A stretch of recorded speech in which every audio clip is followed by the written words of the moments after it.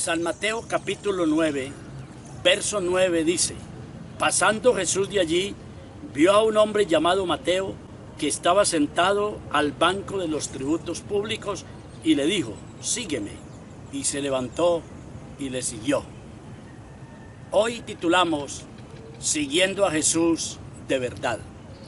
Creo que el Señor fue muy claro en el llamamiento que hizo a las personas que Él necesitaba. Muchos escucharon la palabra, pero el Señor llamó a determinadas personas para que hicieran un trabajo que deberían de realizar, porque Jesús no iría a quedar todo el tiempo. Él a sus 30 años cumplió esa edad, pero a partir de ahí viene el inicio de su ministerio. Fueron 3 años de ministerio, pero a partir de esos 3 años ya iría a delegar a estos que él llamaba para hacer esta labor tan específica. Por eso llama a Mateo.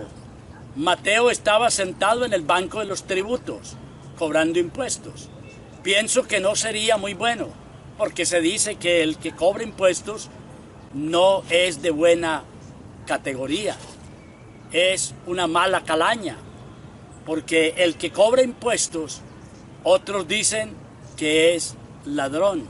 Sin embargo, el Señor lo llamó porque el Señor, que sabe todo, Él sabía que Mateo le podía servir más adelante. Y aquí que Mateo se denomina en las Escrituras como el evangelista Mateo. De ahí en adelante encontramos que fue un hombre importante en las manos de Dios. Pero así como llamó a Mateo, llamó a Pedro. ¿Quién era Pedro? Pedro no era un buen elemento. Se dice que Pedro era de un carácter fuerte. Además, era un hombre sin letras. Era un hombre que se mantenía a las orillas del mar de Galilea pescando para conseguir el sustento para su familia. Sin embargo, el Señor pasó por allí, por su lado, y lo llama. Y él, sin pensarlo 2 veces, dice que dejándolo todo, siguió el Maestro. ¿Para qué llamaba a Pedro cuando era un hombre que no era como muy especial dentro de la sociedad? Pero el Señor, que conoce los corazones, sabía que Pedro le podía ser útil y de bendición para ese ministerio que iría a iniciar después de su partida. Así que entonces Pedro es llamado como uno de los predicadores, y de ahí que lo encontramos en la Biblia como uno de los que se menciona como las cartas del apóstol Pedro. Ahora lo miramos a Pedro predicando y dice que con un sermón, no más con un sermón, se arrepintieron 3,000 almas. Y si seguimos las Escrituras, encontramos que Pedro sanaba a los enfermos, no más con la sombra. Así que las gentes venían de lejos, traían los enfermos de lejos, de los pueblos lejanos, para que sobre todo la sombra de Pedro pasara por encima de los enfermos y estos serían sanos. Entonces uno se pregunta, el Señor llama, como dice la misma Biblia, llama a los que Él quiere. Gloria al Señor. Llamó a Pablo. Uno se preguntaría, ¿Pablo? Pero es que Pablo era un hombre estudiado, era un hombre capacitado, era un universitario, era un teólogo. Precisamente es que el Señor llama a los que Él quiere. Y por eso llamó a Pablo, siendo un hombre enemigo, contrario al mensaje del Evangelio. Pero el Señor, después de que entró al corazón de Pablo, este hombre se convierte y comienza a anunciar el Evangelio de Jesús. Porque es que Dios llama, pone el sentir de servir, y de ahí en adelante será un instrumento importante en las manos del Señor. Llamó a Lucas.